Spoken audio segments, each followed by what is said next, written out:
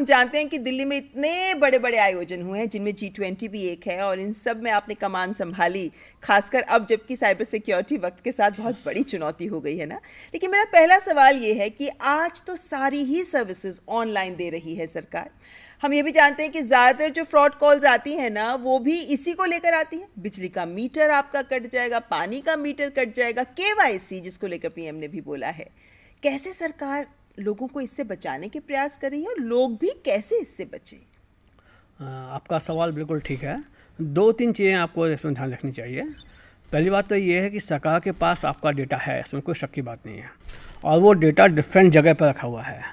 Food and supply के पास आपका data है, ट्रांसपोर्ट के पास आपका डेटा है। ये डेटा भी यूनिफाइड होगा, अभी हर जगह रखा हुआ है, अलग रखा हुआ है जी। अब क्या होता है कि इन डेटा की सिक्योरिटी बहुत ज़रूरी है, जो कि हमारे जो नेशनल डेटा सेंटर्स हैं बहुत ही स्ट्रॉन्ग हैं, वहाँ से डेटा चोरी नहीं हो सकता है। ये तब मान के चलिए आप। फिर डेटा कहाँ से होगा? डेटा हम ही देते हैं उनको। जो हमारी पब्लिक है अननोइंगली अपने डेटा को शेयर करती है सोशल मीडिया के प्लेटफॉर्म्स पर, या अपने पास पड़ोस के लोगों को अपना बिल जमा कर देना, कुछ कर देना। और ये इन्फॉर्मेशन एक बार में नहीं मिलती है हैकर्स को, धीरे धीरे वो उसको बेसिकली कंसोलिडेट करते हैं कि कुछ इन्फॉर्मेशन आपकी एक जगह से मिल गई, कुछ दूसरी जगह से मिल गई।